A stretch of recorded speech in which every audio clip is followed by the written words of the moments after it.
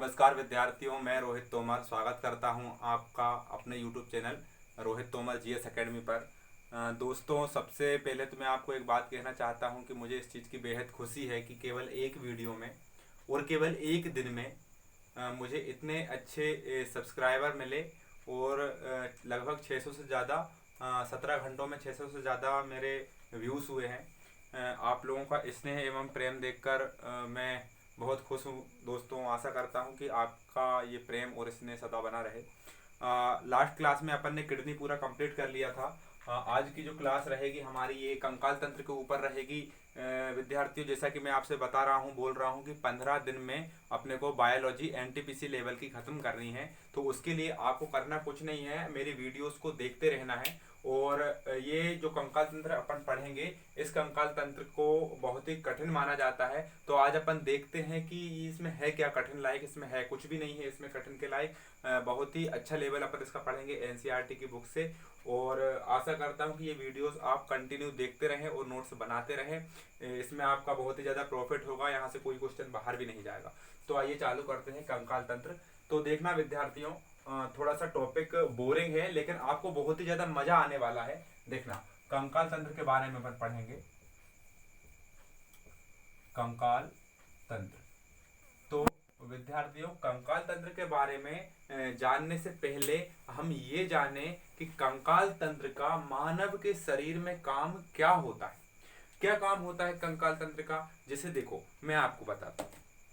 आपको पता है कि मानव का जो शरीर है, या मानव का ही नहीं और भी जो जीव है उनका जो शरीर है, ये विशेष प्रकार के एक सेंसिटिव या अपन कहें नाजुक अंगों से मिलकर बना है। जैसे हम मानव के शरीर की बात करते हैं, हमारे शरीर की बात करते हैं, तो हमारे शरीर में क्या है विद्यार्थियों? एक हार्ट है, एक दिमाग है, जिसे हम क्या बोलते हैं, जो किसके अंतर्गत आता है? ये हमारा तंत्रिका तंत्र के अंतर्गत आता है। लीवर है ना। तो ये लीवर हुआ, हार्ट हुआ, हमारे लंग्स जो फेफड़े हैं वो हुए, उसके बाद हमारा जो मस्तिष्क हुआ। तो ये सारे अंग जो हैं, ये अगर छोटी सी चोट इनमें लग जाए तो इंसान की तुरंत मृत्यु हो सकती है। विद्यार्थियों, क्या होता है कि जैसे हमारा हार्ट है, अभी यहाँ पर क्या है कि अगर हम मारते हैं तो हमको तकलीफ नहीं होती, दर्द नहीं होता। क्यों? क्योंकि ये एरिया जो है हमारा पसलियों से ढका हुआ है। पसलियों से कवच होने के कारण, पसलियों से सुरक्षित रहने के कारण हमारे हार्ट में अभी नुकसान नहीं हो रहा। लेकिन अगर मान के चलिए ये पसलियां ना हो तो क्या हमारे हृदय में या हमारे फेफड़ों में या हमारे मस्तिष्क में चोट लगेगी? जी हाँ, एक ही चोट में इंसान की मृत्यु हो सकती है। इतने नाजुक अंग होते हैं ये। तो इन्हीं अंगों की सुरक्षा के लिए कंकाल तंत्र हमारे शरीर में बहुत महत्वपूर्ण होता है। ठीक है ना। तो अब इससे तो आप समझ ही गए होंगे विद्यार्थियों कि कंकाल तंत्र जो होता है वो किसका बना होता है। जल्दी बता दो, कंकाल तंत्र किसका बना होगा? जल्दी बता दो। कंकाल तंत्र बना होता है विद्यार्थियों हड्डियों का। किसका बना होता है कंकाल तंत्र? हड्डियों का बना होता है विद्यार्थियों कंकाल तंत्र। ठीक है, हड्डियों का बन गया कंकाल तंत्र। लेकिन आगे अपन बात करें कि भैया यहाँ से क्वेश्चन आना चालू हो जाएंगे। दोस्तों, यहाँ से क्वेश्चन आना चालू हो जाएंगे। कंकाल तंत्र के अध्ययन को क्या कहा जाता है? एसएससी 2015 का क्वेश्चन। कंकाल तंत्र के अध्ययन को कहा जाता है विद्यार्थियों ओस्टियोलॉजी, है ना। तो याद रखना विद्यार्थियों, कंकाल तंत्र के अध्ययन को क्या कहा जाता है? ओस्टियोलॉजी कहा जाता है। ओस्टियोलॉजी किसका अध्ययन? कंकाल तंत्र का अध्ययन। ठीक है विद्यार्थियों, जहां भी आपको ये ओस्टी नाम का शब्द दिख जाए, समझ लेना बात किसकी चल रही है? हड्डियों की चल रही है। क्योंकि हड्डियां ही कंकाल तंत्र को बनाने में क्या करती हैं? सहायता करती हैं, या हड्डियों से ही क्या बना होता है? कंकाल तंत्र बना होता है। विद्यार्थियों, अगली बात अपन करें कि हड्डियों के बारे में, तो सर हड्डियों के अंदर हड्डियां किसकी बनी होंगी? तो विद्यार्थियों आपको पता होना चाहिए कि मानव शरीर का जो सूक्ष्मतम अंग है वो क्या है? कोशिका है। कोशिका ही शरीर के सभी अंगों का निर्माण करती है। तो हड्डियां भी किसकी बनी होंगी? कोशिका की बनी होंगी। तो विद्यार्थियों, आप मुझे एक बात बताओ कि हड्डियों के अंदर जो कोशिका होती है उन कोशिकाओं को क्या कहा जाता है? तो बता दो जल्दी। हड्डियों के अंदर हड्डियां हैं, तो हड्डी है तो मतलब कौन सा शब्द आना चाहिए? ओस्टी। मैंने अभी बताया, जहां ओस्टी नाम का शब्द देखे समझ जाना किसकी बात हो रही है? हड्डियों की। तो हड्डियों के अंदर जो कोशिकाएं उपस्थित होती है विद्यार्थियों, उन कोशिकाओं को कहा जाता है ओस्टियोलॉजी। क्या कहा जाता है? ओस्टियोलॉजी। ठीक है। खासकर एटआरसी के स्टूडेंट जो रहेंगे वो इस वीडियो को इग्नोर नहीं करना। मैंने आपको पढ़ा जरूर चुका हूं, लेकिन ये पूरा अपडेटेड रहेगा और काफ़ी ज़्यादा मात्रा में इसमें और भी डाटा मैंने ऐड किया है ना।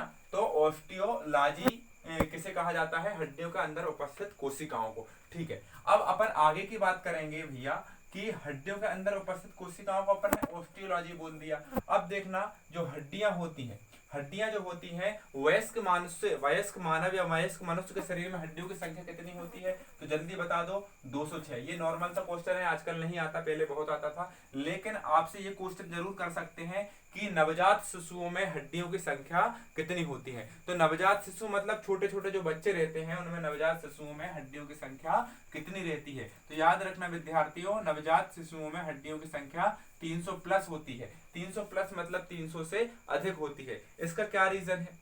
इसका रीजन ये है विद्यार्थियों कि 9 महीने तक जब बच्चा माता के गर्भ में रहता है तो जरूरी नहीं है कि वो केवल 9 महीनों में ही बाहर आ जाता है, पृथ्वी पर आ जाता है, उसका जन्म हो जाता है। ऐसा नहीं होता। 9 महीने 3 सप्ताह, 9 महीने 2 सप्ताह, 9 महीना या 9 महीने से पहले ही बच्चे का जन्म हो जाता है। तो क्या होता है, जितना अधिक समय तक वो माता के गर्भ में रहता है उतने समय तक उसके शरीर में हड्डियां बनते रहती हैं। तो 300 कोई फिक्स नहीं है विद्यार्थियों।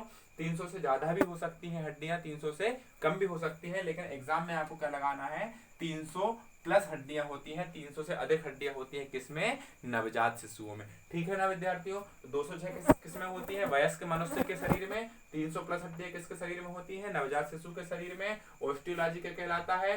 कंकाल तंत्र का अध्ययन ऑस्टियोलॉजी कहलाता है। और हाँ, याद रखना, ये मैंने ऑस्टियोलॉजी लिख दिया। हड्डियों के अंदर जो कोशिकाएं उपस्थित रहती हैं वो क्या कहलाती हैं? ऑस्टियोसाइट्स। क्या कहलाती हैं? ऑस्टियोसाइट। ठीक है, अब अपन आगे चलते हैं, आगे की बात अपन करते हैं विद्यार्थियों। ये तो अपना हो गया। अब देखना विद्यार्थियों, अपन बात करते हैं सर मांसपेशियों के बारे में भी बताइए। मांसपेशियों के बारे में भी बताइए।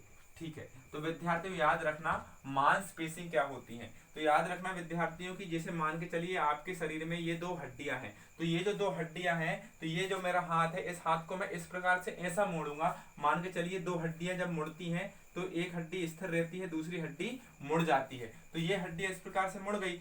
इसके ऊपर क्या रहता है विद्यार्थियों? मांसपेशियों का घना जाल बिछा हुआ होता है। अगर ये मांसपेशियां इन हड्डियों को ढकने का काम नहीं करेंगी तो क्या हो जाएगा? मांसपेशियां अगर नहीं होंगी तो ये हड्डियां नीचे गिर सकती हैं। यहाँ पर इस स्थिति में यहाँ नीचे गिर सकती हैं। तो हड्डियों को आपस में बांधने का काम, इनको ज्वाइंट रखने का काम, जुड़ा हुआ रखने का काम कौन करती है विद्यार्थियों? मांसपेशियां करती हैं। और इन मांसपेशियों की संख्या एग्जाम में पूछ ली जाती है विद्यार्थियों। तो मांसपेशियों की संख्या कितनी होती है बता दो जल्दी। मांसपेशियों की संख्या होती है विद्यार्थियों 639। कितनी होती है विद्यार्थियों? मांसपेशियों की संख्या होती है 639। ठीक है, हमने क्या पढ़ा विद्यार्थियों? कंकाल तंत्र। कंकाल तंत्र के अध्ययन को ऑस्टियोलॉजी कहते हैं। कंकाल तंत्र हड्डियों का बना होता है। हड्डियों के अंदर जो कोशिकाएं उपस्थित रहती हैं उन्हें ऑस्टियोसाइट्स कहते हैं। मानव शरीर में हड्डियों की संख्या 206 होती है। मानव नवजात शिशु के शरीर में हड्डियों की संख्या 300 प्लस होती है। मांसपेशियां जो रहती हैं उन मांसपेशियों की संख्या मनुष्य में कितनी रहती है? 639 होती है। इतनी चीजें हमने बहुत अच्छे से जान ली, समझ ली। ठीक है, ये चीजें ऐसी हैं जो पेपर में आजकल नहीं पूछी जा रही, लेकिन आप 2 चीजों पर ध्यान रखना, इन चीजों पर ये आपसे पूछ सकते हैं। ठीक है, अब अपन आगे चलते हैं और बात करते हैं किसके बारे में? हड्डियों के विषय में हम बात करते हैं। ठीक है विद्यार्थियों,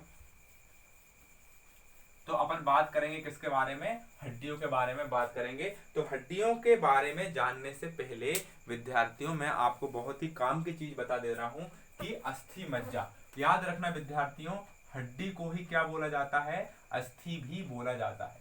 क्या बोला जाता है? अस्थि भी बोला जाता है। तो विद्यार्थियों याद रखना, एक अस्थि मज्जा नाम का वर्ड हमको बार बार सुनने को मिलेगा। तो हड्डियों से संबंधित होता है ये अस्थि मज्जा। कैसे होता है विद्यार्थियों, मैं आपको क्लियर कर देता हूँ। क्या होता है विद्यार्थियों कि आपको इतना तो मालूम ही होगा कि मनुष्य का जो शरीर होता है उसमें बहुत सारी लंबी लंबी बड़ी बड़ी हड्डियां पाई जाती हैं। जैसे मैं अगर आपसे एक प्रश्न करता हूं कि मनुष्य के शरीर की सबसे बड़ी हड्डी कौन सी है, बता दीजिए जल्दी। पता है आपको कौन सी हड्डी है? मनुष्य के शरीर की सबसे बड़ी हड्डी कौन सी है? फीमर। ये कहाँ पर उपस्थित रहती है विद्यार्थियों, बताओ जल्दी। ये उपस्थित रहती है जांघ में। तो मनुष्य की जांघ में जो हड्डी उपस्थित रहती है इसका नाम क्या है विद्यार्थियों, फीमर। तो विद्यार्थियों ये जो फीमर नाम की हड्डी होती है, इस फीमर हड्डी की लंबाई काफी ज्यादा होती है और काफी ज्यादा इसकी लंबाई होने के कारण इसकी जो अंदर का एरिया होता है, इसके अंदर का जो भाग होते हैं, जो भाग होता है उस भाग को क्या कहते हैं, वो जो भाग होता है उस भाग को हम क्या कहते हैं, खोखली गुहा।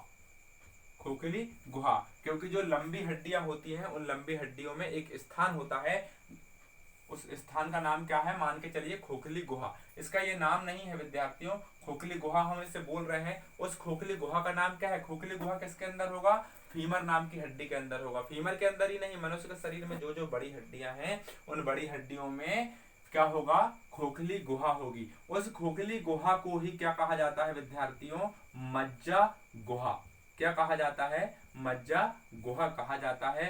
ठीक है ना। आज ये अभी रात के 3 बज रहे हैं, इसलिए थोड़ा सा मैं भी नींद में हूँ। तो खोखली गुहा जो होती है उसे क्या कहा जाता है, मज्जा गुहा कहा जाता है। अब जो मज्जा गुहा होती है विद्यार्थियों, मज्जा गुहा के अंदर एक विशेष प्रकार का क्या पाया जाता है, तरल पदार्थ पाया जाता है। क्या पाया जाता है, तरल पदार्थ पाया जाता है। किसके अंदर, मज्जा गुहा के अंदर एक तरल पदार्थ कहा जाता है। इस तरल पदार्थ को ही क्या कहा जाता है विद्यार्थियों, अस्थि मज्जा कहा जाता है। क्या कहा जाता है, अस्थि मज्जा कहा जाता है। तो हमने क्या जाना कि जो हड्डी होती है इन्हें अस्थि भी कहा जाता है, जो हड्डी होती है इन्हें अस्थि भी कहा जाता है। अस्थि मज्जा किसे कहते हैं विद्यार्थियों, कि मानव शरीर में जो बड़ी बड़ी हड्डियां होती हैं उन हड्डियों में एक विशेष स्थान होता है, एक खोखली गुहा होती है। उस खोखली गुहा के अपन क्या बोलेंगे, उस खोखली गुहा को मज्जा गुहा। जो बड़ी हड्डियां होती हैं, बड़ी हड्डियों के अंदर एक खोखली गुहा होती है, उस खोखली गुहा को क्या बोलते हैं, मज्जा गुहा बोलते हैं। मज्जा गुहा के अंदर एक तरल पदार्थ पाया जाता है, उस तरल पदार्थ को क्या कहेंगे, अस्थि मज्जा कह देंगे। ठीक, ये तरल पदार्थ पूरा तरल नहीं होता विद्यार्थियों, याद रखना। जो तरल पदार्थ होता है ये अर्ध तरल पदार्थ होता है। कैसा पदार्थ होता है, अर्ध तरल पदार्थ होता है। ठीक है। तो जो अस्थि मज्जा होती है विद्यार्थियों, आप तो जान गए हैं अस्थि मज्जा क्या होती है, लेकिन अस्थि मज्जा का काम क्या होता है, अस्थि मज्जा कहाँ पर उपस्थित होती है, कितने प्रकार की होती है, ये चीजें भी हमको जानना आवश्यक है। ठीक है विद्यार्थियों। तो अस्थि मज्जा कितने प्रकार की होती है, याद रखना 2 प्रकार की होती है। पहला जो प्रकार है वो कौन सा है, तो याद रखना विद्यार्थियों, पहला जो प्रकार होता है वो कौन सा होता है, लाल अस्थि मज्जा। और दूसरा जो प्रकार होता है वो प्रकार होता है कौन सा विद्यार्थियों, पीली अस्थि मज्जा। तो अस्थि मज्जा कितने प्रकार की होती है, 2 प्रकार की होती है, एक तो लाल एक तो पीली। ठीक है सर, लाल और पीली अस्थि मज्जा तो आपने बता दिया, लेकिन इसका हमको उपयोग भी बताइए कि अस्थि मज्जा का मानव के शरीर में क्या उपयोग होता है। तो याद रखना विद्यार्थियों, लाल अस्थि मज्जा जो होती है ये कहाँ किसमें उपस्थित होती है, जल्दी बता दीजिए, किसमें उपस्थित होती है, हड्डी में उपस्थित होती है। हड्डी में कहाँ, हड्डियों में एक खोखली गुहा पाई जाती है, उस खोखली गुहा को मज्जा गुहा कहते हैं। मज्जा गुहा के अंदर तरल पदार्थ पाया जाता है जिसे अस्थि मज्जा कहते हैं। अस्थि मज्जा की जो प्रकार होता है लाल अस्थि मज्जा, ये लाल अस्थि मज्जा जो होती है विद्यार्थियों ये हड्डी में पाई जाती है। हड्डी में कहाँ पाई जाती है विद्यार्थियों, तो हड्डी के कौन से भाग में, शीर्ष भाग में, एवं हड्डी के कौन से भाग में, सबसे निचले भाग में। याद रखना, हड्डी के शीर्ष एवं निचले भाग में कौन सी अस्थि मज्जा पाई जाती है, लाल अस्थि मज्जा पाई जाती है। ठीक है। लाल अस्थि मज्जा का उपयोग क्या है, लाल अस्थि मज्जा का काम क्या होता है विद्यार्थियों, ये काम हम जानेंगे। तो आपको पता होना चाहिए कि जो लाल अस्थि मज्जा होती है विद्यार्थियों, इसका काम होता है WBC, RBC एवं प्लेटलेट्स के निर्माण में। तो याद रखना विद्यार्थियों, WBC, RBC और प्लेटलेट्स का निर्माण कौन करती है, लाल अस्थि मज्जा करती है। अच्छा, जो लाल अस्थि मज्जा होती है विद्यार्थियों, लाल अस्थि मज्जा जो होती है विद्यार्थियों, इसने इन तीनों का निर्माण तो कर दिया, लेकिन WBC का फुल फॉर्म बता दीजिए, RBC का फुल फॉर्म बता दीजिए, प्लेटलेट्स का फुल फॉर्म बता दीजिए, बताइए सर ये क्या होता है। तो देखना विद्यार्थियों, WBC क्या होती है, व्हाइट ब्लड सेल्स होती है। इसका जब अपन टिश्यू पढ़ेंगे, ऊतक पढ़ेंगे, जब इसको मैं क्लियर करूंगा, लास्ट वीडियो में भी इसके बारे में जानकारी मैं दे चुका हूँ।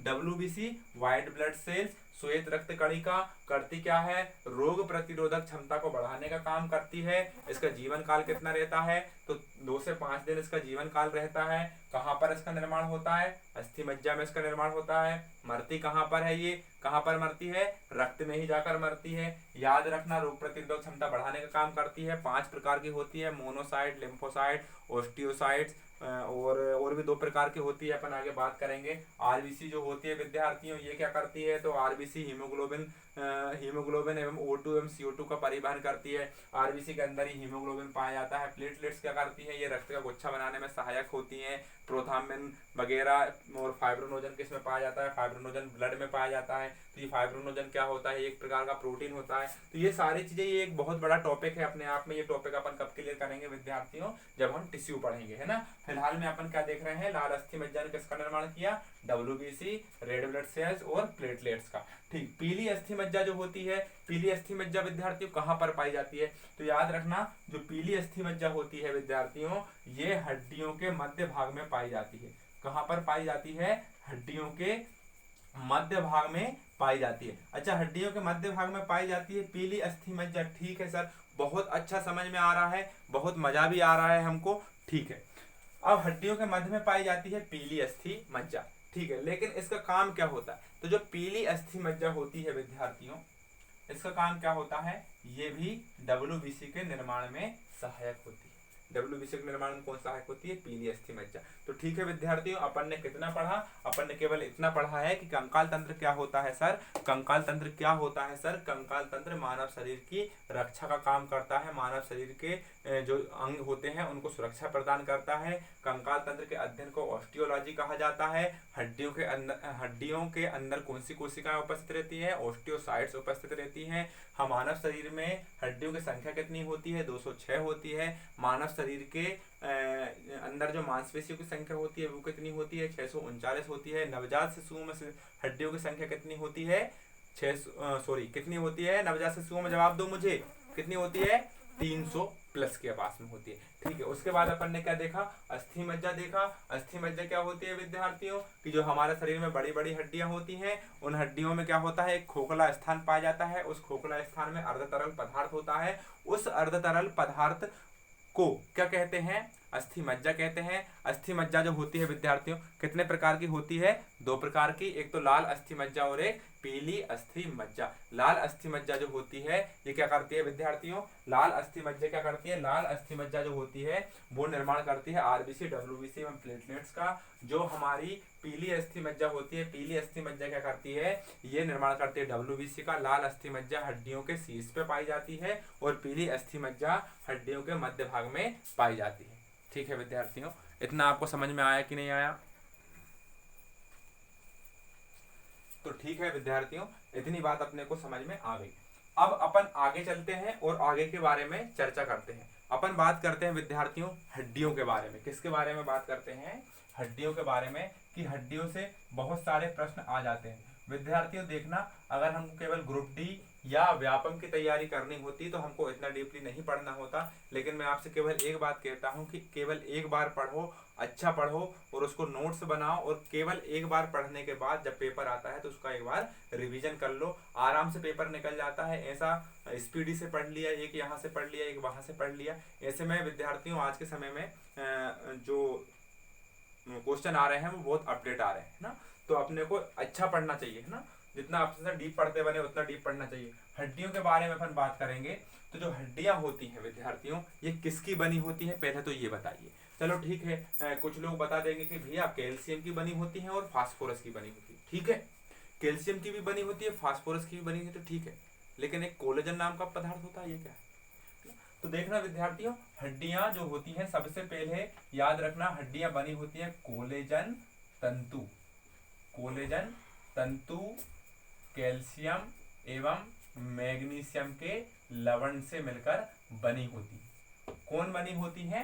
हड्डियां कोलेजन तंतु कैल्शियम मैग्नीशियम से मिलकर बनी होती है। ठीक है सर, कैल्शियम भी पता है, मैग्नीशियम भी पता है, लेकिन कोलेजन क्या होता है? तो याद रखना विद्यार्थियों, जो कोलेजन होता है, ये कोलेजन एक प्रकार का प्रोटीन होता है। करता क्या है विद्यार्थियों ये? तो जो मनुष्य रहता है, जो मानव रहता है, इसकी त्वचा में खिंचाव का काम कौन करता है? कोलेजन करता है। क्या होता है कि जब जैसे जैसे बुढ़ापा आता है तो बुढ़ापा आने के साथ साथ क्या होता है विद्यार्थियों कि इस कोलेजन नाम के तंतु की मानव शरीर में क्या हो जाती है, कमी आ जाती है, जिसके कारण आपने देखा होगा कि जो बूढ़े सियाने लोग होते हैं हमारे भारत में, उनकी जो स्किन रहती है वो कैसी हो जाती है, लटक जाती है। किसके कारण? कोलेजन तंतु के कारण। तो कोलेजन तंतु कैल्शियम एवं मैग्नीशियम के लवण से मिलकर क्या किसका निर्माण होता है? हड्डियों का निर्माण तो होता है। ठीक है भैया, इतनी बात तो अपने को समझ में आ गई। लेकिन अपन आगे की बात करें कि हड्डियां जो होती हैं सर, हमने सुना था एक उपास्थि नाम की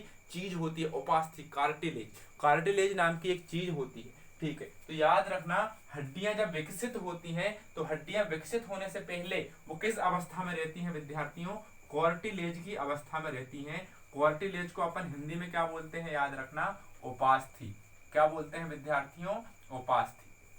ठीक है, तो कार्टिलेज जो रहता है, उपास्थि जो रहता है, उपास्थि प्राथमिक अवस्था होती है तथा हड्डियां द्वितीयक अवस्था होती हैं। हड्डियां बनने से पहले क्या बनती है? उपास्थि या कार्टिलेज। इसके बारे में अपन आने वाले 2 मिनट बाद देखेंगे। तो हड्डियां किससे मिलकर बनी होती हैं? सॉरी, हड्डियां किसका विकसित रूप होती हैं? उपास्थि का विकसित रूप कौन होती हैं? हड्डियां होती हैं। ठीक है, अपने को इतनी बात तो समझ में आ गई। लेकिन विद्यार्थियों याद रखना, जब हड्डियों का निर्माण होता है, जब हड्डियों का निर्माण होता है तो उसमें प्रमुख 2 कोशिकाएं भाग लेती हैं। कितनी कोशिका?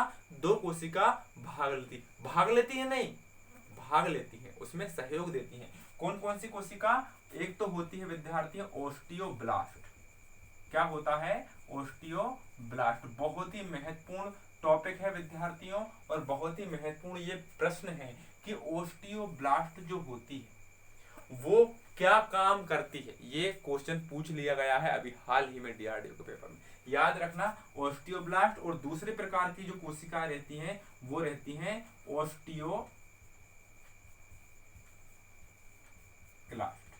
ओस्टियोक्लास्ट। तो विद्यार्थी याद रखना, हड्डियों का निर्माण में 2 कोशिका महत्वपूर्ण भाग लेती हैं। पहला ओस्टियोब्लास्ट, दूसरा ओस्टियोक्लास्ट। तो जो ओस्टियोब्लास्ट रहती हैं विद्यार्थियों, ये क्या काम करती हैं? तो याद रखना, ओस्टियोब्लास्ट जो होती हैं वो हड्डियों के बाहरी भाग को कठोरता प्रदान करती हैं, उन्हें चमक प्रदान करती हैं। क्या प्रदान करती हैं? हड्डियों के बाहरी भाग को क्या प्रदान करती हैं? कठोरता प्रदान करती हैं। ठीक है सर, ओस्टियोक्लास्ट क्या करती है? तो ओस्टियोक्लास्ट के बारे में मैंने अभी बताया कि एक मज्जा गुहा नाम का मैंने आपको शब्द बोला था। क्या बोला था? मज्जा गुहा। जल्दी से अपने दिमाग में इसका आंसर लेके आओ कि मज्जा गुहा क्या है भैया। मज्जा गुहा क्या है सर? मज्जा गुहा क्या है? तो मज्जा गुहा मैंने अभी बताया कि मानव शरीर की जो लंबी लंबी हड्डियां होती हैं उनमें एक खोखली गुहा होती है। उस खोखली गुहा को ही क्या बोलते हैं? मज्जा गुहा कहते हैं दोस्तों। और इस मज्जा गुहा में किसका जो ये इस मज्जा गुहा का निर्माण किससे होता है? ओस्टियोक्लास्ट की कोशिकाओं से होता है। तो याद रखना विद्यार्थियों, ओस्टियोब्लास्ट हड्डियों को कठोर करने का काम करती हैं और ओस्टियोक्लास्ट मज्जा गुहा का निर्माण करती हैं। ठीक है सर, इतनी बात तो समझ में आ गई।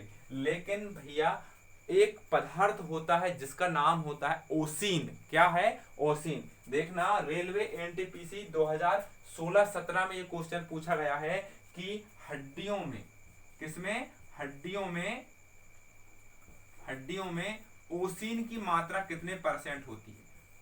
किसकी मात्रा? ओसिन। तो पहले तो ये बताओ, ये ओसिन है क्या? तत्व है क्या? ये ओसिन क्या है सर? ये ओसिन नाम का जो शब्द है ये है एक प्रकार का प्रोटीन। क्या है सर? एक प्रकार का प्रोटीन होता है जिसका नाम क्या है? ओसिन। इस ओसिन की कितनी मात्रा होती है हड्डियों में? तो याद रखना, इसकी मात्रा होती है विद्यार्थियों 38%। 38% जो मात्रा होती है ओसिन की होती है किसके अंदर? हड्डियों के अंदर। ठीक है सर। बाकी सर 62% क्या होता है? तो याद रखना विद्यार्थियों, 62% क्या होता है? कैल्शियम फास्फेट तथा मैग्नीशियम फास्फेट इत्यादि पाया जाता है। तो इतनी बात अपने को समझ में आ गई कि 38% क्या होता है? क्या होता है 38%? ओसिन नामक प्रोटीन। और 62% क्या होता है? कैल्शियम फास्फेट और मैग्नीशियम फास्फेट होता है। अच्छा, कैल्शियम फास्फेट और मैग्नीशियम फास्फेट तो होता है, पर ये करता क्या है? तो याद रखना, कैल्शियम फास्फेट और मैग्नीशियम फास्फेट हड्डियों को कठोर बनाने का काम करते हैं। तो ये हड्डियों से संबंधित प्रश्न हमने लगभग सभी कंप्लीट कर लिए हैं, है ना। आपको लिखना है, और एक बार मैं आपसे प्रश्न करता हूं, आपको जवाब देना है। मात्र आपसे 4 प्रश्न पूछूंगा। जो हड्डियां होती हैं, हड्डियां के अंदर उपस्थित कोशिकाएं क्या कहलाती हैं? बताओ जल्दी। हड्डियों के अंदर उपस्थित कोशिका क्या कहलाती हैं? ऑस्टियोसाइट्स कहलाती हैं। जो हड्डियां रहती हैं ये किन की बनी होती हैं? कोलेजन तंतु की, कैल्शियम, मैग्नीशियम और फास्फोरस की मिलकर बनी होती है। ठीक है सर, ठीक है। कोलेजन क्या है? तो कोलेजन क्या है? एक प्रकार का प्रोटीन। कंकाल तंत्र के अध्ययन को क्या कहा जाता है? कंकाल तंत्र के अध्ययन को कहा जाता है ऑस्टियोलॉजी। ठीक है, ये 4 प्रश्न आपके कंप्लीट हो गए। ये सारी चीजें आप अपने कॉपी पर उतार लेना विद्यार्थियों, सिर्फ एक बार पढ़ लेना। और अगर आपको मेरी वीडियो जल्दी जल्दी चलती हुई दिखाई दे रही है विद्यार्थियों, तो वीडियो को वापस लेकर जाओ और फिर से देखो, कोई दिक्कत नहीं, आपके भाई का चैनल है ना। अब ये सारी चीजें अपन ने देख ली, तो हड्डियों के बारे में हमको संपूर्ण ज्ञान प्राप्त हो चुका है विद्यार्थियों। अब मैंने आपको एक शब्द बताया था, कॉर्टिलेज। ये मैंने आपको एक शब्द बताया था, कॉर्टिलेज। कॉर्टिलेज हड्डी की प्राथमिक अवस्था है, और कॉर्टिलेज की विकसित अवस्था क्या होती है? हड्डी होती है। ठीक है ना। तो इतनी चीज अपने को पता चल गई थी। अब ये कॉर्टिलेज क्या होता है विद्यार्थियों, इस कॉर्टिलेज के बारे में हमें देखना।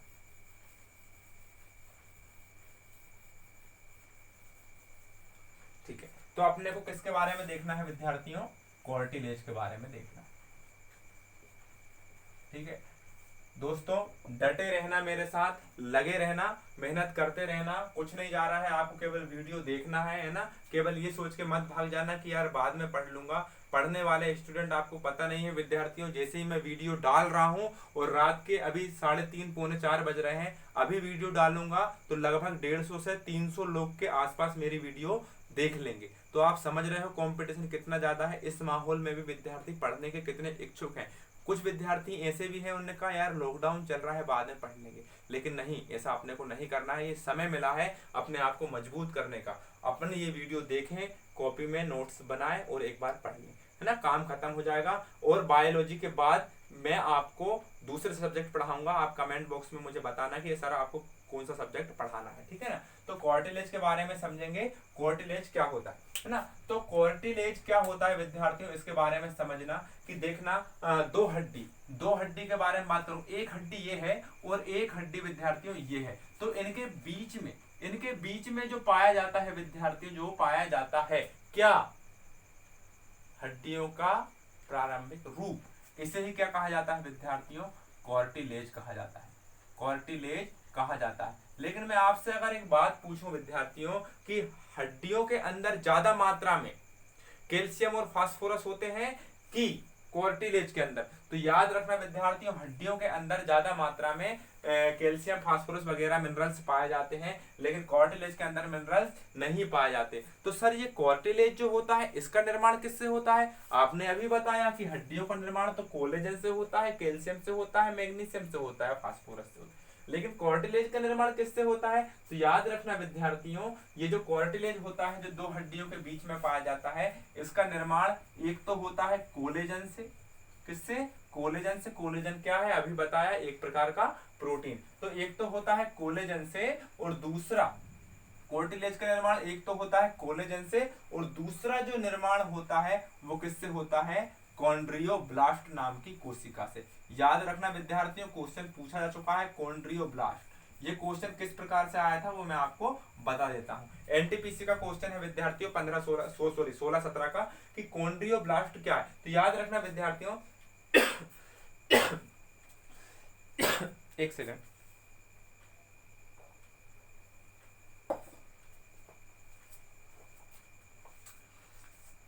तो विद्यार्थियों कॉन्ड्रियोब्लास्ट से क्वेश्चन कैसे आया था कि कॉर्टिलेज के अंदर उपस्थित कोशिकाएं क्या कहलाती हैं। तो ऑप्शन में था कॉन्ड्रियोब्लास्ट, उनने साइट लिखना भूल गए थे, कॉन्ड्रियोब्लास्ट उनने डाल दिया था। तो याद रखना विद्यार्थियों, कॉन्ड्रियोब्लास्ट या कॉन्ड्रियोसाइट से मिलकर क्या किसका निर्माण होता है? कॉर्टिलेज का निर्माण होता है। कॉर्टिलेज के अंदर क्या उपस्थित होता है? कॉन्ड्रियोब्लास्ट। तो कॉर्टिलेज किसका बना होता है? कोलेजन एवं कॉन्ड्रियोब्लास्ट की कोशिकाओं से मिलकर बना होता है कॉर्टिलेज। ठीक है सर, कॉर्टिलेज किस प्रकार का दिखता है सर?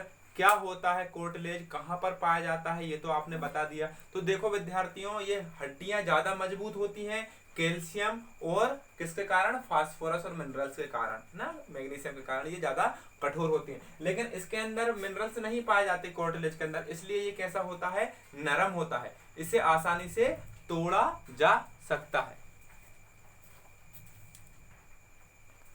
विद्यार्थी क्या है कि बार बार वीडियो देखना पड़ता है, चल रही है कि नहीं चल रही है ना। 3-4 बार तो ऐसा हो चुका है कि 1-1 घंटे की वीडियो बनाता हूँ और वो मात्र 15 मिनट की शूट हो पाती है ना। तो क्या होता है, कोलेजन जो रहता है, कॉन्ड्रोब्लास्ट जो रहता है, इसके बारे में आपको समझ में आ गया होगा। अब देखना विद्यार्थियों, जो कार्टिलेज होता है ये बहुत ही नरम होता है, इसे आसानी से तोड़ा जा सकता है। कैसे तोड़ा जा सकता है विद्यार्थियों, जैसे कि हमारा कान है, तो ये जो कान है विद्यार्थियों, ये कान को मैंने इधर खींचा और इसको जैसे छोड़ता हूं तो ये वापस अपनी उसी अवस्था में पहुंच जाता है। कहने का मतलब, अगर ये हड्डी होती तो इतना मोड़ने पर तो विद्यार्थियों टूट जाती, ये नहीं टूट रही है। क्यों? क्योंकि ये नरम है। नरम क्यों है? क्योंकि ये हड्डी नहीं, ये हड्डी का प्रारंभिक रूप क्या है, कार्टिलेज। तो आपको समझ में आ गया होगा कार्टिलेज क्या है। अब विद्यार्थियों आगे की बात करूं, कार्टिलेज के बारे में आगे की बात करूं विद्यार्थियों, तो कार्टिलेज जो रहता है मैट्रिक्स के फॉर्म में उपस्थित रहता है, मैट्रिक्स के फॉर्म में उपस्थित रहता है। मैट्रिक्स कैसे, जैसे इस प्रकार से उपस्थित रहता है, इस प्रकार से उपस्थित रहता है।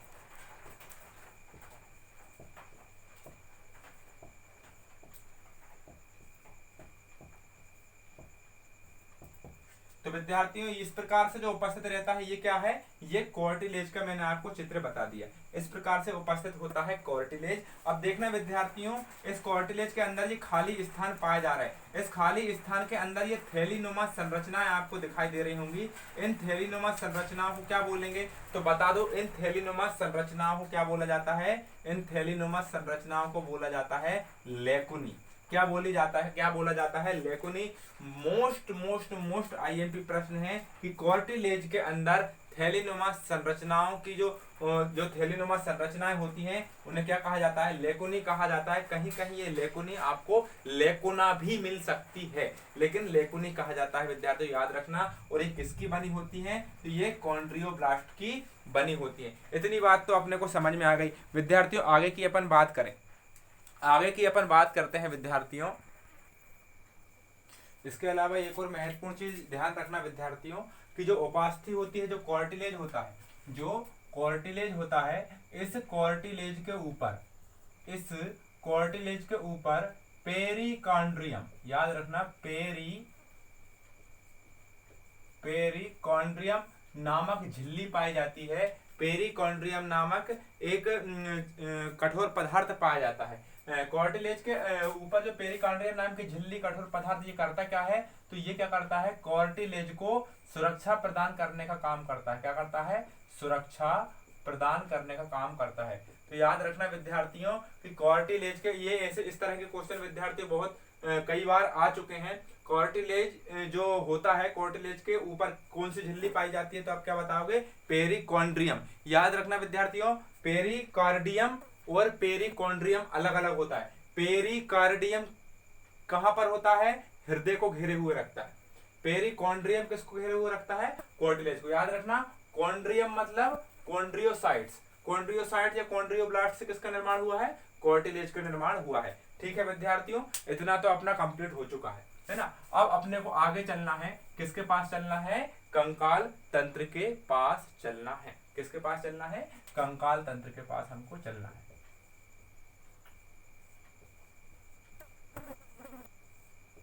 कंकाल तंत्र, तो एक सेकंड,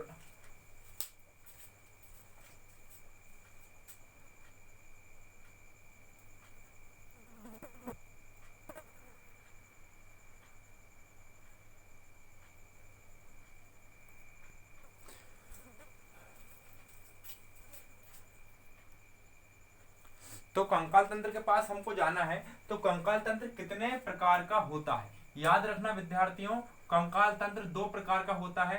मात्र 10 मिनट और 10 मिनट के बाद ये वीडियो खत्म होने वाला है। कंकाल तंत्र जो होता है 2 प्रकार का होता है विद्यार्थियों। एक जो होता है वो होता है बाह्य कंकाल तंत्र। कौन सा, बाह्य कंकाल तंत्र। और दूसरा जो कंकाल तंत्र होता है वो होता है अंतः कंकाल तंत्र। बाह्य कंकाल तंत्र एवं अंतः कंकाल तंत्र। बाह्य कंकाल तंत्र को इंग्लिश में क्या बोलते हैं विद्यार्थियों, ध्यान रखना, इंग्लिश के शब्द बायोलॉजी जैसे सब्जेक्ट में बहुत महत्वपूर्ण होते हैं, है ना। अगर बाह्य कंकाल तंत्र की जगह आपको उन्होंने दे दिया एक्सोस्केलेटल सिस्टम, स्केलेटल सिस्टम, तो आप क्या कर पाएंगे, है ना। तो आपको पता होना चाहिए एक्सोस्केलेटल सिस्टम बाह्य कंकाल तंत्र, एंडोस्केलेटल सिस्टम अंतः कंकाल तंत्र। ठीक है, तो बाह्य कंकाल तंत्र क्या होता है विद्यार्थियों, वह कंकाल तंत्र जो जो जीव के शरीर की बाहरी सतह पर पाया जाता है। अच्छा, बाह्य कंकाल तंत्र का काम क्या होता है विद्यार्थियों, याद रखना, बाह्य कंकाल तंत्र क्या करता है, ये शरीर को सुरक्षा प्रदान करता है और शरीर को सहारा प्रदान करता है। जैसे मैं बात करूं किसके बारे में, बाल के बारे में बात करता हूं। बाल, तो बाल क्या करता है, शरीर को सुरक्षा प्रदान करता है। जैसे जंगली जानवर होते हैं, जैसे मान के चलो भालू, भालू के ढेर सारे बड़े बड़े बाल होते हैं, क्यों होते हैं, क्योंकि ये किससे बचाने का काम करते हैं, ठंड से बचाने का काम करते हैं। तो सुरक्षा प्रदान किया कि नहीं, तो ये बाल हो गए, नाखून, नाखून हो गए, नाखून के बाद अपन बात करें क्या हो गया, सोचो आप लोग, है ना। नाखून के बाद बाल हो गए, नाखून हो गए, पक्षियों के पंख हो गए, पक्षियों के पंख होने गए, पक्षियों के पंख होने के बाद अपन और क्या कई सारी चीजें आती है। जैसे बात करें अपन सीप हो गया, जैसे बात करें घोंगा हो गया। तो ये सारे जो जीव होते हैं, ये जैसे सीप होती है, सीप के ऊपर आपने सीप देखा होगा, उसके ऊपर एक कवर पाया जाता है। कछुआ, कछुआ आपने देखा होगा, कछुए की पीठ पर कवच पाया जाता है जो उससे चोट लगने से बचाता है ना। घोंगा हो गया, सीप हो गया, पंख हो गया, नाखून हो गए, है ना। उसके बाद बाल हो गए। तो ये शरीर के बाहरी सतह पर पाए जाते हैं, इनमें रक्त का संचार नहीं होता, इनमें रक्त का संचार नहीं होता, याद रखना। बाह्य कंकाल तंत्र जो होता है, बाह्य कंकाल तंत्र में वो अंग आते हैं जो जिनमें रक्त का संचार नहीं होता, जिनको काटने या तोड़ने पर जीव को दर्द नहीं होता, दर्द का अनुभव नहीं होता, क्योंकि इनमें रक्त का संचार नहीं होता। नाखून हो गया, नाखून काटने में दर्द का अनुभव नहीं होगा, पंख तोड़ने पर नहीं होता, सीप को फोड़ने पर नहीं होता है ना। तो ये क्या होता है, ये बाह्य कंकाल तंत्र के एग्जाम्पल रहते हैं। अब अपन आगे की बात करें कि जो बाह्य कंकाल तंत्र होता है, इसकी उत्पत्ति किससे होती है विद्यार्थियों, याद रखना, इसकी जो उत्पत्ति होती है वो होती है एक्टोडर्म से। कैसे, एक्टोडर्म। अब एक्टोडर्म क्या होता है विद्यार्थियों, याद रखना, एक होता है एक्टोडर्म, एक होता है मीसोडर्म और एक होता है एंडोडर्म। तो याद रखना विद्यार्थी, जो एक्टोडर्म होता है, एक्टोडर्म जो होता है, इससे किसकी उत्पत्ति होती है, बाह्य कंकाल तंत्र की। और जो मीसोडर्म होता है, मीसोडर्म, मीसोडर्म, तो मीसोडर्म से किसकी उत्पत्ति होती है, अंतः कंकाल तंत्र की। किसकी, अंतः कंकाल तंत्र की। तो बाह्य कंकाल तंत्र से कौन, बाह्य कंकाल तंत्र किससे निर्मित हुआ है, एक्टोडर्म। अंतः कंकाल तंत्र किससे निर्मित हुआ है, मीसोडर्म। याद रखना विद्यार्थी, ये थोड़ा सा कठिन पड़ जाएगा, है ना। उसके बाद इसके बाद अपन ज्यादा कठिन नहीं होगा। अंतः कंकाल तंत्र के बारे में बात अपन कर चुके हैं। अंतः कंकाल तंत्र जैसे क्या हुआ, जैसे मान के चलो आपकी अंदर की पसलियां हो गई, आपके अंदर के हाथ की जो हड्डियां हो गई, तो जीव के अंदर जो पाया जाता है उसे उस कंकाल तंत्र को अंतः कंकाल तंत्र कहते हैं। और अंतः कंकाल जो तंत्र होता है, इसकी उत्पत्ति किससे होती है, मीसोडर्म से इसकी उत्पत्ति होती है। ठीक है, अब अपन बात करते हैं विद्यार्थियों मानव के कंकाल तंत्र के बारे में। किसके बारे में, मानव का जो कंकाल तंत्र होता है उसके बारे में बात करेंगे। मानव कंकाल तंत्र। तो विद्यार्थियों यहां से ये टॉपिक बहुत ही ज्यादा महत्वपूर्ण हो जाता है, यहां से बहुत सारे क्वेश्चन बनते हैं, है ना। तो मैं आशा करता हूं कि आप लोग जरूर पढ़ रहे होंगे, है ना। आप सभी लोग मेरे बहुत चहेते स्टूडेंट हैं। मानव का जो कंकाल तंत्र होता है विद्यार्थियों, ये दो प्रकार का होता है। पहला कौन सा होता है विद्यार्थियों, अक्षीय। पहला कौन सा होता है, अक्षीय कंकाल तंत्र, अक्षीय कंकाल तंत्र। और दूसरा कौन सा होता है, उपांगीय, उपांगीय कंकाल तंत्र। तो देखना विद्यार्थियों, पहला अक्षीय कंकाल तंत्र हो गया, दूसरा उपांगीय कंकाल तंत्र हो गया। अब देखना, आपने को देखना यह है कि ये जो अक्षीय कंकाल तंत्र होता है, ये अक्षीय कंकाल जो तंत्र होता है, इसे इंग्लिश में क्या बोलते हैं, तो याद रखना विद्यार्थियों, इसे इंग्लिश में बोलते हैं axial skeletal system, skeletal system. और इसे क्या बोलते हैं, अपेंडिकुलर, अपेंडिकुलर स्केलेटल सिस्टम। अब याद रखना विद्यार्थियों, जो अक्षीय कंकाल तंत्र होता है इसमें कितनी हड्डियां आती हैं, तो अक्षीय कंकाल तंत्र में जो हड्डियां आती हैं उनकी संख्या होती है विद्यार्थियों 80। कितनी संख्या होती है? 80। और जो उपांगीय कंकाल तंत्र होता है विद्यार्थियों, उसमें कितनी संख्या होगी, जल्दी बताओ। टोटल हड्डियों की संख्या कितनी होती है? 206, जिनमें 80 तो यहां पर आ गया, बच कितना गया होगा दोस्तों, जल्दी बताओ बताओ। 126। कितना होगा? 126, है ना। तो अक्षीय कंकाल तंत्र में कितनी संख्या होती है हड्डियों की? 80। और उपांगीय कंकाल तंत्र या अपेंडिकुलर स्केलेटल सिस्टम में हड्डियों की संख्या कितनी होती है विद्यार्थियों? 126। ठीक, 126 और 80 को प्लस करो, कितना आता है? 206 आता है ना। नहीं समझ में आ रहा है तो देखो 206 में से कितना घटा दो? 80 घटा दो, कितना आएगा, है ना? 126 ही आएगा। ठीक, अब देखना, अब अपन आगे चलते हैं, इसको मिटा देते हैं और अपन आगे चलते हैं। आगे जाना बहुत जरूरी है विद्यार्थियों, परिवर्तन संसार का नियम होता है। अपन बात कर रहे हैं अक्षीय कंकाल तंत्र की, तो ध्यान से समझ लेना, बहुत ही ध्यान से समझ लेना कि जो मानव का सिर होता है, ये मानव का सिर होता है, ये देखो जादू का चित्र बना रहा हूं, ये मानव का सिर, ये उसका गला, गले के बाद क्या होता है विद्यार्थियों, ये सीधी उसकी रीढ़ की हड्डी, रीढ़ की हड्डी के बाद उसकी पसलियां। ठीक, केवल इतना एरिया किस में आता है? केवल इतना एरिया किस में आता है? अक्षीय कंकाल तंत्र में आता है। ठीक है भैया, बाकी का बचा कुचा एरिया किस में आता है? वो आता है उपांगीय कंकाल तंत्र। जैसे क्या हो गया, जैसे क्या हो गया, शोल्डर हो गए, शोल्डर के बाद हाथ हो गए, हाथ के बाद क्या हो गए, हमारे कूल्हे हो गए, कूल्हे के बाद हमारे पैर हो गए। तो ये सारे चीज किस में आती है विद्यार्थियों? ये आती है उपांगीय कंकाल तंत्र या अपेंडिकुलर स्केलेटल सिस्टम। ठीक है विद्यार्थियों, ज्यादा दिमाग पर लोड लेने की जरूरत नहीं है, सीधा सा अपन ने क्या देखा, मानव कंकाल तंत्र कितने भाग? 2 भाग, एक अक्षीय और दूसरा कौन सा? उपांगीय। अक्षीय जो होता है उसे क्या बोलते हैं? Axial skeletal system. Axial skeletal system में क्या आता है? एक तो आपका सिर आता है, सीधा का सीधा ये वाला भाग, ये सिर, ये गला और ये रीढ़ की हड्डी और पसलियां, बस। ठीक है, ये सिर, ये रीढ़ की हड्डी और ये पसलियां, बस। उसके बाद जो अपेंडिकुलर स्केलेटल सिस्टम है, उपांगीय कंकाल तंत्र है, इसमें क्या आएगा? एक तो आपके शोल्डर आएंगे, आपके हाथ आएंगे, है ना, आपके कूल्हे आएंगे, पैर आएंगे और पैरों की उंगलियां आएंगी। ठीक है विद्यार्थियों, यहां से समझ लेना, यहां से समझ लेना, एनटीपीसी पीएससी तक का लेवल मैंने यहाँ पर कवर किया है ना, लगभग 40 मिनट होने को है ना। यहां से समझ लेना विद्यार्थियों, यहां से बाहर कुछ भी नहीं जाएगा। ठीक, अब सबसे पहले एक सेकंड रुक जाइए, देखना पड़ेगा वीडियो चल रही है कि नहीं। बहुत बढ़िया, बहुत बढ़िया चल रही है वीडियो, है ना। तो अपने को अब सबसे पहले क्या देखना है विद्यार्थियों? अक्षीय कंकाल तंत्र के बारे में देखना है। किसके बारे में देखना है? अक्षीय कंकाल तंत्र। तो अक्षीय कंकाल तंत्र के बारे में देखना है विद्यार्थियों हमको। अक्षीय कंकाल तंत्र बोले तो एक्सियल स्केलेटल सिस्टम। इसमें सबसे पहले क्या आएगा जल्दी बता दो? सिर देखते हैं, सिर के बाद अपन क्या देखते हैं? गला देखते हैं, गला के बाद क्या देखते हैं? पसलियां देखते हैं, पसलियां के बाद हम क्या देखते हैं? रीढ़ की हड्डी, रीढ़ की हड्डी। तो चलो आइए हम क्या देखते हैं? सिर देखते हैं। सबसे पहले क्या देखते हैं? सिर। तो सिर में सबसे पहले याद रखना विद्यार्थियों, मानव की जो खोपड़ी होती है, मानव की जो खोपड़ी होती है, इसमें हड्डियों की संख्या कितनी होती है विद्यार्थियों? इसमें मानव की जो खोपड़ी होती है, इसमें हड्डियों की संख्या होती है विद्यार्थियों 29। कितनी होती है? 29। ये मैं खोपड़ी बना दे रहा हूं, ठीक है।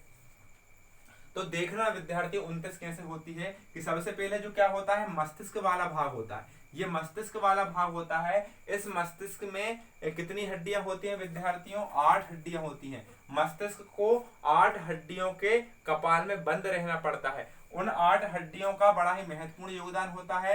उन 8 हड्डियों के अंदर एक झिल्ली पाई जाती है जिसका नाम है मेनिनजेज झिल्ली। और उस मेनिनजेज नाम की झिल्ली में अगर मान लो चोट लग जाए या सूजन आ जाए तो आपको मेनिनजाइटिस नाम का रोग हो जाता है। तो याद रखना विद्यार्थियों, मस्तिष्क कितनी हड्डियों से कवर रहता है?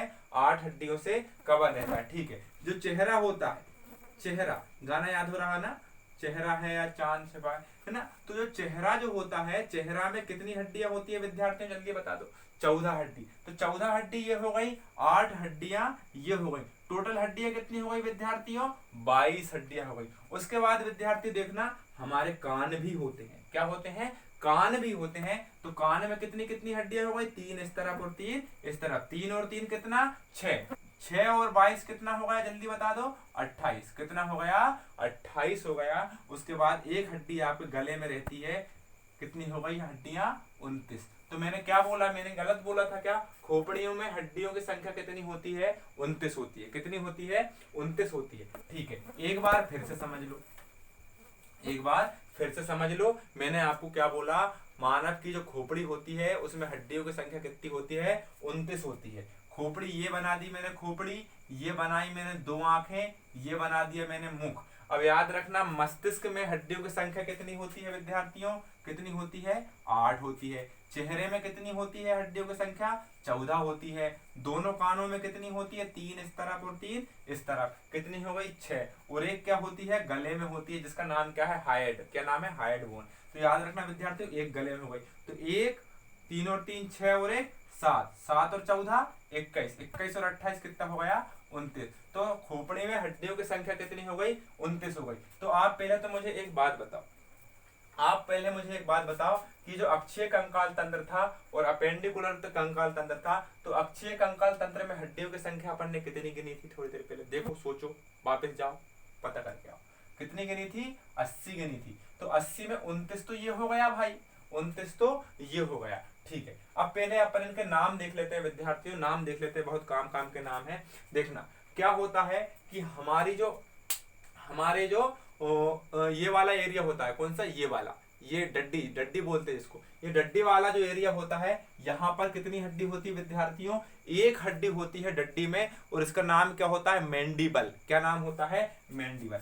यहाँ पर कौन सी हड्डी हो गई विद्यार्थियों, यहाँ पर हो गई मैंडिबल। ठीक है, यहाँ पर क्या हो गई, मैंडिबल नाम की हड्डी हो गई। अब ध्यान रखना, अब ध्यान रखना विद्यार्थियों कि आपके यहाँ जो पीछे वाले, चलो पहले चेहरे की बात कर लेते हैं, चेहरे की बात कर लेते हैं। तो आपकी जो आंखें होती हैं, इन आंखों के पीछे ये वाली जो हड्डी होती है विद्यार्थियों, आंखों के पीछे ये वाली जो हड्डी होती है, इसे क्या बोलते हैं, लेक्राइमल बोलते हैं। क्या बोलते हैं, लेक्राइमल बोलते हैं। याद रखना, ये जो हमारी आंखें, ये हमारी आंखें, 1 मिनट इसका फोकस इधर भी कर देता हूं।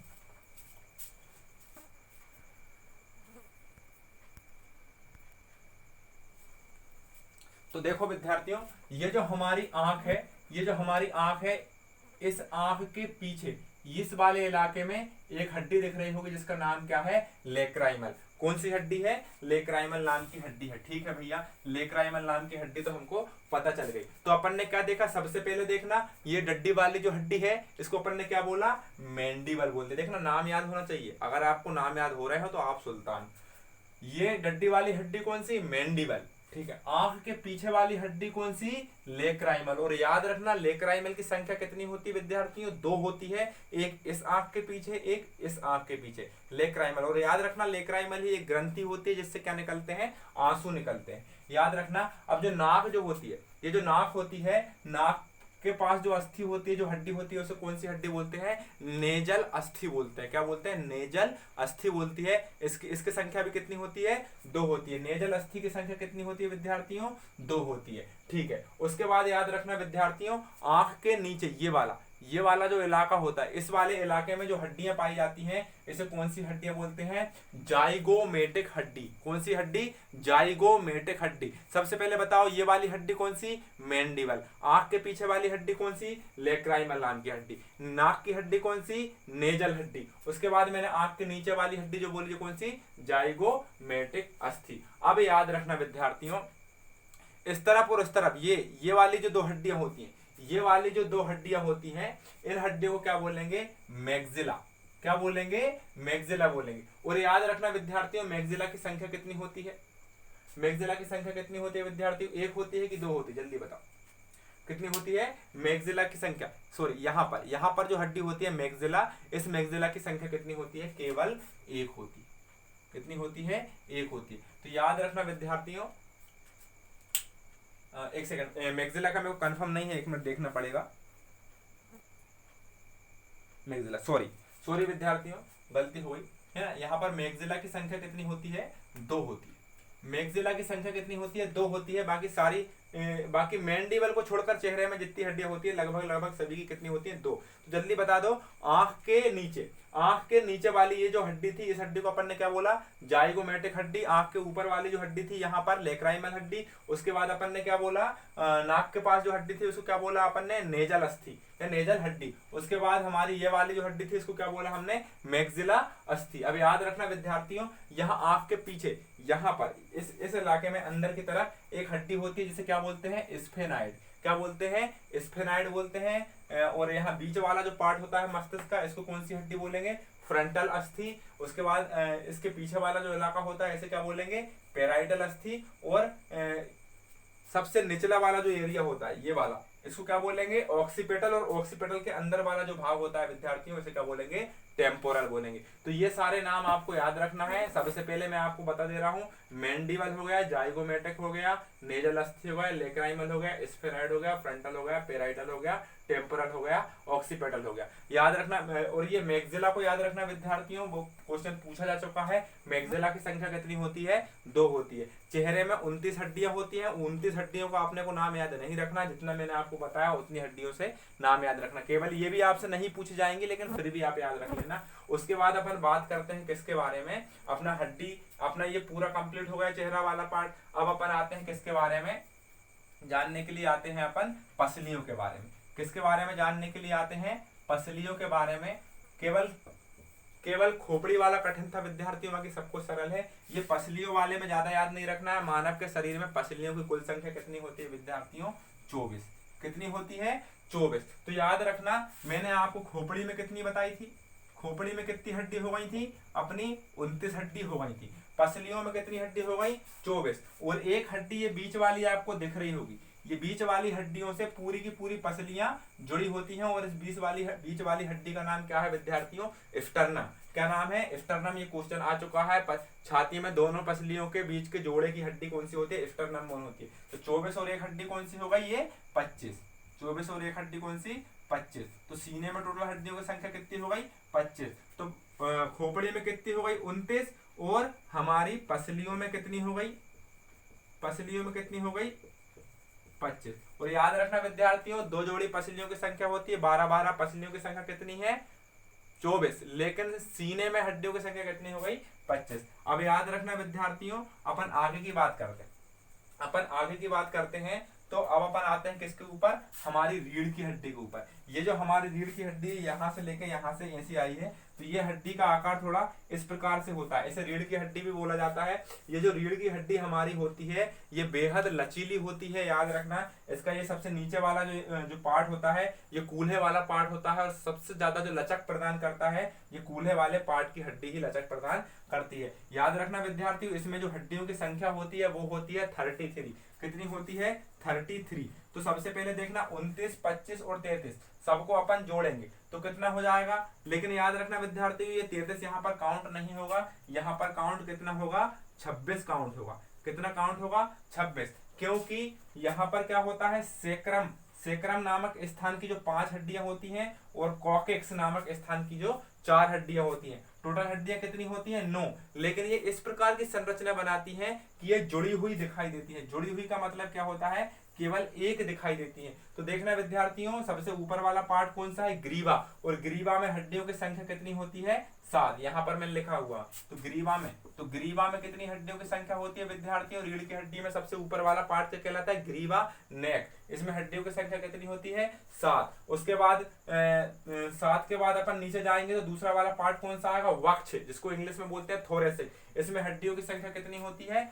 12। उसके बाद अपन बात करेंगे, उसके नीचे आएगा लंबर में हड्डियों की संख्या कितनी होती है विद्यार्थियों? 5। उसके बाद अपन बात करेंगे सेक्रम में कितनी होती है? 5। और कॉकेक्स में कितनी होती है? 4। लेकिन सेक्रम और कॉकेक्स वाली जो हड्डियां होती हैं, 9 हड्डियां इस प्रकार की संरचना बनाती है कि वो एक ही दिखाई पड़ती है। कितनी दिखाई पड़ती है? एक। तो 7 और 12 कितने हो गए विद्यार्थियों? बता दो। 19। 19 और 5 24। और 24 और 1 25। सॉरी कुछ मिस्टेक हो रही है ना। 7 और 12 19। 19 और 5 24। 24 और 1 25। 25 हड्डियां हो रही। एक सेकेंड।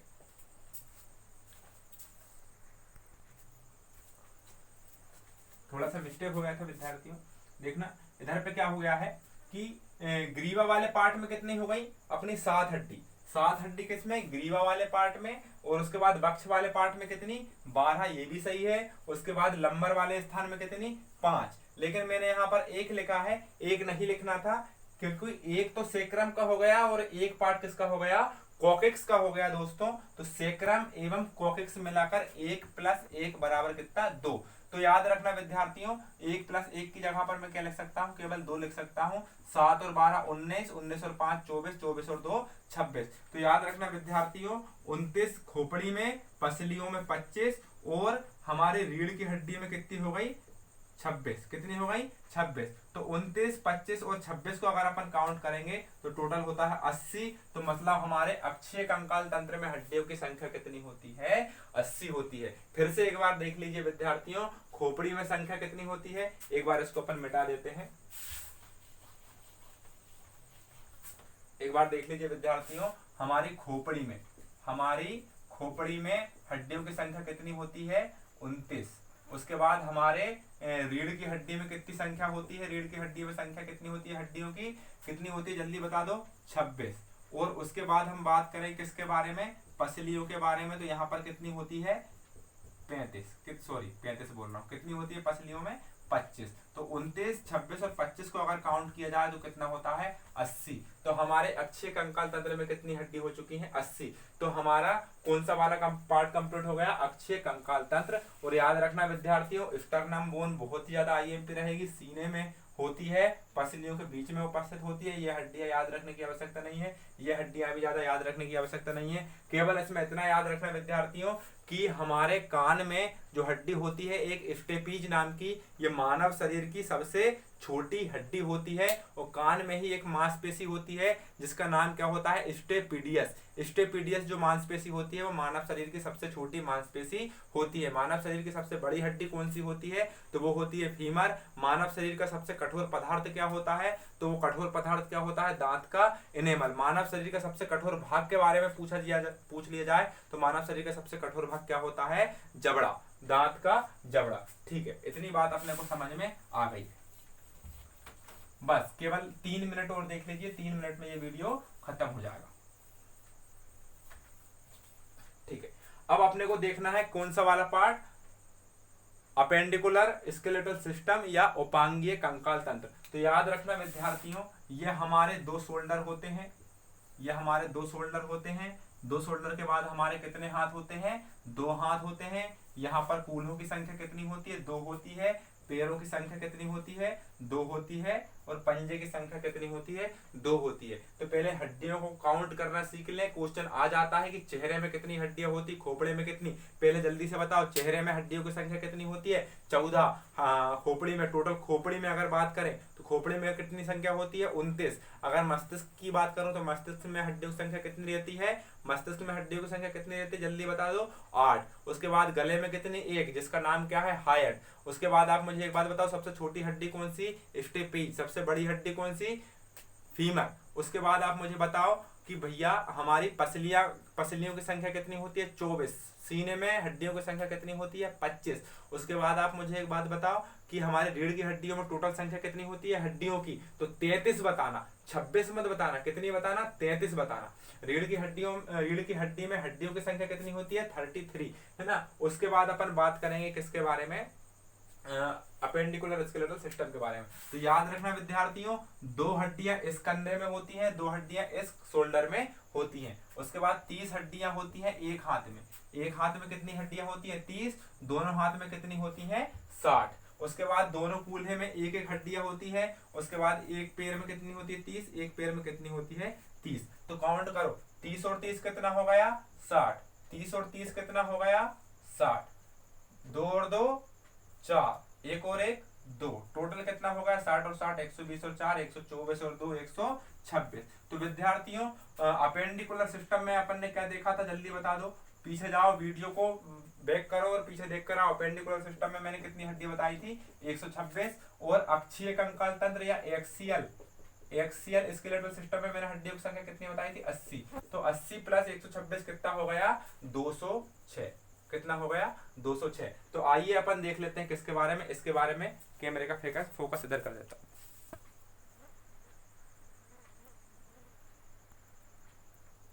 ठीक है, तो विद्यार्थियों इधर ध्यान से देखना, अभी जल्दी जल्दी देख लेना, वीडियो ज्यादा लंबा हो रहा है ना। तो ये हमारा जो अपेंडिकुलर स्केलेटल सिस्टम है, उपांगीय कंकाल तंत्र है। इस उपांगीय कंकाल तंत्र को ध्यान से समझना कि जो हमारे शोल्डर होते हैं, ये हमारे कांधे जो होते हैं, कंधे जो होते हैं, इनमें कितनी हड्डियां होती हैं, 2 हड्डियां होती हैं। एक तो जो सबसे ऊपर वाली जो हड्डियां होती है, जो इस प्रकार से निकली हुई रहती है, इस हड्डी का नाम क्या है, हंसली। क्या नाम है, हंसली, है ना। शोल्डर देख के हंसली ऐसा मत बोलना, इसका नाम क्या है, हंसली क्लेविकल। इसको इंग्लिश में क्या बोलते हैं विद्यार्थियों, क्लेविकल। इंग्लिश में नाम याद रख लेना, नाम पूछ लिए जाते हैं इंग्लिश में। उसके बाद अपन बात करेंगे किसके बारे में, ये शोल्डर के बारे में। शोल्डर के बारे में अपन बात करेंगे तो शोल्डर की जो हड्डी रहती है अंदर वाली, इसको क्या बोलते हैं इंग्लिश में, ये पूछा जा चुका है। स्कैपुला नाम की हड्डी कहां पर उपस्थित होती है, तो बता देना, कंधे में उपस्थित होती है। स्कैपुला याद रखो। एक कंधे में कितनी हड्डी हो गई, एक और एक, 2, 2 और 2 4। तो एक कंधे में 2 हड्डी, दोनों कंधों में कितनी हड्डी, 4 हड्डी। ऊपर सबसे ऊपर वाली हड्डी का नाम क्या, हंसली या क्लेविकल, और नीचे वाली हड्डी का नाम क्या है, स्कैपुला। अब उसके बाद हाथ की बात करेंगे विद्यार्थियों, तो देखना हाथ के कितने भाग होते हैं, 3 भाग होते हैं। कितने भाग होते हैं, 3। तो याद रखना, शोल्डर से लेके कलाई तक, सॉरी शोल्डर से लेके एल्बो, यानी इसको क्या बोलते हैं, कोहनी। एल्बो को क्या बोलते हैं, कोहनी बोलते हैं। तो शोल्डर से लेकर एल्बो तक या शोल्डर से लेकर कोहनी तक जो भाग होता है, इसे क्या बोला जाता है, बाहु बोला जाता है। क्या बोला जाता है, बाहु। बाहु से पिक्चर याद आ रही होगी दोस्तों, बाहुबली, है ना। तो शोल्डर से लेकर एल्बो तक के बीच की जो स्थान होता है, इसे कहा जाता है बाहु। और इस बाहु में एक हड्डी होती है जिसका नाम क्या होता है विद्यार्थियों, ह्यूमरस बोन या ह्यूमरस हड्डी। कहां से कहां तक होती है, शोल्डर से लेकर एल्बो तक या शोल्डर से लेकर कोहनी तक। संख्या कितनी, 1, याद रखना। अब उसके बाद ये टहनी से लेकर, कोहनी से लेकर, एल्बो से लेकर इस कलाई तक, एल्बो से लेकर इस कलाई तक, ये कितनी संख्या होती है यहाँ पर हड्डियों की, 2 होती है। क्या होती है, 2 होती है। एक का नाम क्या है, रेडियस, और एक का नाम क्या है, अल्ना। एक का नाम क्या है, रेडियस, और एक का नाम क्या है, अल्ना। विद्यार्थियों अगर आपको नाम याद हो रहे हैं तो आप सिकंदर हो और जॉब लगने के बहुत नजदीक में हो। याद रखना, मैंने कंधे में 2 हड्डी बताई, एक कौन सी, क्लेविकल, जिसका नाम क्या है, हंसली, और नीचे वाली हड्डी का नाम क्या है, जल्दी बता दो, स्कैपुला। उसके बाद मैंने आपको बताया कि शोल्डर से लेकर एल्बो तक या कोहनी तक की जो हड्डी होती है उसे क्या बोलते हैं, ह्यूमरस हड्डी, और इस स्थान को क्या बोलते हैं, जल्दी बता दो, बाहु। और उसके बाद एल्बो से लेकर कलाई तक, एल्बो से लेकर कलाई तक का जो स्थान होता है, इसे क्या बोलते हैं, प्रबाहु। क्या बोलते हैं, प्रबाहु। बाहु ऊपर वाले को, प्रबाहु नीचे वाले को। प्रबाहु में कितनी हड्डी होती है, 2 हड्डी होती है। पहली कौन सी हड्डी होती है, रेडियस, और दूसरी कौन सी होती है, अल्ना। उसके बाद याद रखना विद्यार्थियों, मैं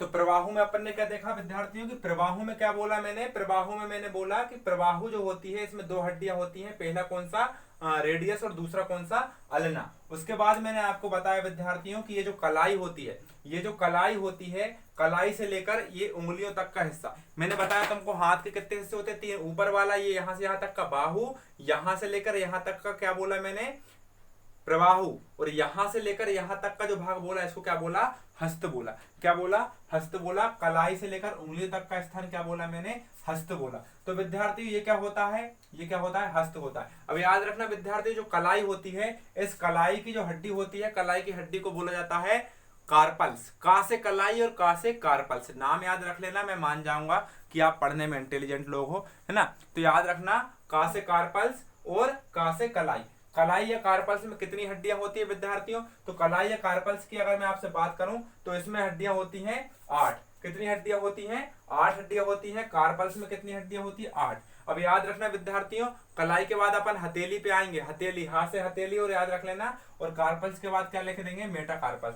कार्पल्स यानी कलाई, और मेटाकार्पल्स यानी विद्यार्थियों क्या हो जाएगा, हथेली। और हथेलियों में हड्डी की संख्या कितनी होती है, 5। उसके बाद अपन हथेली के बाद किस पे आएंगे, उंगलियों पे जाएंगे, और उंगलियों के बारे में अपन क्या बात करेंगे विद्यार्थियों, उंगलियों के बारे में बात करेंगे कि प्रत्येक उंगलियों में हड्डी की संख्या कितनी होती है, 3। प्रत्येक उंगली में हड्डी की संख्या कितनी होती है? 3। 3 एकम 3, 3 दूनी 6, 3 तिरक 9, 3 चौको 12। 4 उंगलियों में कितनी हड्डियां हो गई? 12। उसके बाद अंगूठे में कितनी हड्डियां होती है विद्यार्थियों? 2 हड्डियां होती हैं। मतलब याद रखना उंगलियों में, यहां पर मैं लिख देता हूं। बहुत कम ऐसे स्टूडेंट होंगे मैं जानता हूं जो आखिरी तक इस वीडियो को देख पाएंगे, लेकिन जो वीडियो को देखेगा उसको बहुत कुछ मिल जाएगा।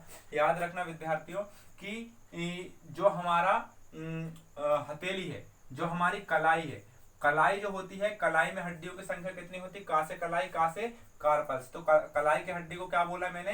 कार्पल्स बोला। इसमें हड्डियों की संख्या कितनी? 8। और उसके बाद मैंने कलाई को क्या बोला? कार्पल्स से बोला। कलाई के बाद हथेली की संख्या को क्या बोला मैंने? मेटाकार्पल्स। क्या बोला? मेटाकार्पल्स बोला। मेटाकार्पल्स में कितनी हड्डियों की संख्या होती है? मेटाकार्पल्स में हड्डियों की संख्या होती है विद्यार्थियों 5। उसके बाद फिर मैंने क्या बोला? अंगुली। तो याद रखना विद्यार्थियों, पूरी अंगुलियों में, या जिसको इंग्लिश में क्या बोलते हैं? फेलेंजेस। क्या बोला? फेलेंजेस। फेलेंजेस जो रहती है, जो अंगुलियां रहती है, अंगुलियों में हड्डियों की संख्या कितनी रहती है? टोटल 14। 3 गुणा 4 बराबर कितना? 12। और अंगूठे में कितनी? 2। तो 12 प्लस 2 बराबर कितना हो जाता है? 14। तो याद रखना विद्यार्थियों, एक हाथ में टोटल हड्डी की संख्या कितनी होती है? 30। एक ह्यूमरस और एक रेडियस और एक अल्ना, 3 ये हो गई, और 27 हड्डियां ये हो गई। 27 हड्डियों में कौन कौन सी हो गई? गिनो यहां से। 8 और 5 13, 14 है ना। तो 8 4 12 और 13 हड्डियां ये हो गई। 13 और 17 27 ये हो गई। 27 के बाद कितने हो गए विद्यार्थियों? देखो ध्यान से, कार्पस 8 हड्डियां कहां हो गई? कलाई में हो गई। 8 हड्डियां कलाई में हो गई। उसके बाद 5 हड्डियां कहां पर हो गई? हथेली में हो गई। उसके बाद अपनी, एक मिनट, ये थोड़ा सा मिस्टेक हो रहा है। कलाई में कितनी हड्डियां हो गई? 8। उसके बाद मेटाकार्पस जो हड्डियां थी वो कितनी हो गई? 5। 8 और 5 कितना हो गया विद्यार्थियों? 13। 13 के बाद 14 हड्डियां कहां पर हो गई? उंगलियों में हो गई। कहां पर हो गई? उंगलियों में हो गई। तो टोटल संख्या कितनी हो गई यहाँ पर? 27। 27 के बाद 3 हड्डी कहां हो गई? एक ह्यूमरस और एक रेडियस और एक अल्ना। तो इस प्रकार से एक हाथ में कितनी हड्डियां होती हैं? 30 हड्डियां होती हैं। तो एक हाथ में 30, 2 हाथ में 30, 30 और 30 कितना हो गया? 60। 60 और 4 64। तो 64 हड्डियां ऊपर वाले पार्टीशन में हो चुकी है। अब देखना विद्यार्थियों, ये कूल्हे की जो हड्डियां होती हैं, ऊपर वाली हड्डी को क्या कहा जाता है? इस ऊपर वाली हड्डी को कहा जाता है सेक्रम, और नीचे वाली हड्डी को क्या कहा जाता है? कोकेक्स। तो याद रखना विद्यार्थियों, कूल्हे में टोटल हड्डियों की संख्या कितनी होती है? 1 और 1 2। कितनी हड्डियां होती है? 2। ऊपर वाली सेक्रम, नीचे वाली कोकेक्स। याद रखना। और एक पैर में हड्डियों की संख्या होती है 30, और एक पैर में हड्डियों की संख्या होती है 30। तो विद्यार्थियों याद रखना, 64 हड्डियां ऊपर हो चुकी हैं। 64 हड्डियां ऊपर हो चुकी हैं। 1 और 1 2, 30 और 30 60। याद रखना विद्यार्थियों। अब अपन 30 कैसे कैसे गिनेंगे? तो यहां से ये सबसे लंबी हड्डी कौन सी है? जांघ की हड्डी है। जांघ की हड्डी का नाम क्या है विद्यार्थियों? इसका नाम है फीमर। अब जांघ की हड्डी और निचले वाली हड्डी के बीच में एक हड्डी पाई जाती है विद्यार्थी, जिसको घुटने की हड्डी बोलते हैं या टखने की हड्डी बोलते हैं। इसका नाम क्या होता है विद्यार्थियों? याद रखना, इसका नाम होता है पटेला। तो पटेला कहां पर स्थित होती है? घुटने में स्थित होती है। पटेला के जस्ट नीचे ये वाली जो हड्डी होती है, घुटने से लेकर पंजे तक, इस हड्डी को क्या कहा जाता है? यहाँ पर 2 हड्डियां होती है, याद रखना। एक तो होती है टिबिया और एक क्या होती है? फिबुला, है ना। तो एक बार फिर से क्विक रिवीजन कर लेते हैं जल्दी से।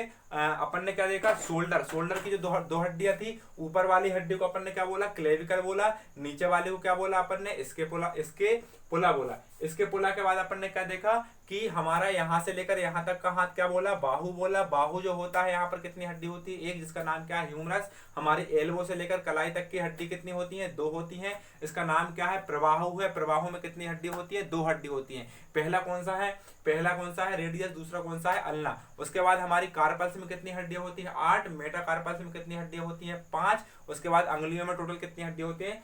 14। तो याद रखना विद्यार्थियों, एक हाथ में हड्डियों की संख्या 30, दोनों हाथ में हड्डियों की संख्या 60। उसके बाद कूल्हे में हड्डियों की संख्या कितनी होती है? दोनों कूल्हे में 2 हड्डी, एक कूल्हे में 1 हड्डी। दोनों पैरों में हड्डियों की संख्या कितनी होती है? 60। एक पैर में हड्डियों की संख्या कितनी होती है? 30। उसके बाद याद रखना विद्यार्थियों, अपन आ गए पंजे पर। तो पंजे पर ये वाला जो स्थान होता है विद्यार्थियों, ये वाला जो स्थान होता है, ये वाला जो स्थान होता है, इस स्थान को क्या कहा जाता है, इस स्थान को कहा जाता है टार्सल। क्या कहा जाता है, टार्सल कहा जाता है। और टार्सल में हड्डियों की संख्या कितनी होती है विद्यार्थियों, 7। टार्सल के नीचे ये जो पंजे वाला स्थान होता है, ये जो पंजे वाला स्थान होता है यहाँ से लेके यहाँ तक का, इसको यहाँ से लेके यहाँ तक का, इसे क्या कहा जाता है, मेटाटार्सल कहा जाता है। क्या कहा जाता है, मेटाटार्सल। और मेटाटार्सल में हड्डियों की संख्या कितनी होती है, 5 होती है। कितनी होती है, 5। उसके बाद अपन बात करें किसके बारे में, अंगुलियों के बारे में। और अंगुलियों में कितनी हड्डियां होती हैं, 14 हड्डियां होती है। वैसे कि वैसा जैसा हाथ का था वैसे इसमें रहेगा, लेकिन याद रखना यहाँ पर एक पटेला की हड्डी बढ़ जाती है, इसलिए यहाँ पर टार्सल की संख्या 8 नहीं होकर कितनी हो जाती है, 7 हो जाती है। तो इस प्रकार अपने को पूरा समझ में आ गया होगा विद्यार्थियों। आज के लिए केवल इतना ही है। आशा करता हूँ कि ये वीडियो आपको समझ में आए। अगर आपको नहीं समझ में आता है तो आप इस वीडियो को 2 बार देखना, और वीडियो को अगर पसंद आ रही हो तो ही सब्सक्राइब करना। ओके, आज के लिए इतना काफ़ी, धन्यवाद।